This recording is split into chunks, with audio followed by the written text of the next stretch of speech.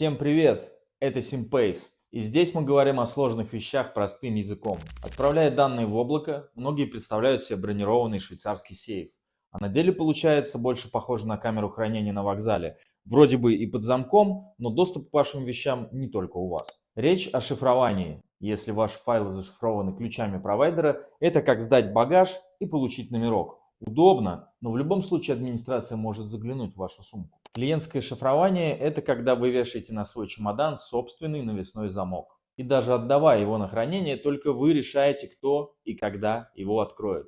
Для публичного сайта подойдет и номерок. Для финансовой отчетности патентов и баз клиентов только личный замок. Главное правило Sympace – IT-инфраструктура должна решать бизнес-задачи, а не создавать новые. Поэтому мы не просто поставляем оборудование, а сначала внимательно изучаем ваши процессы и только потом предлагаем решения, которые действительно упростят работу.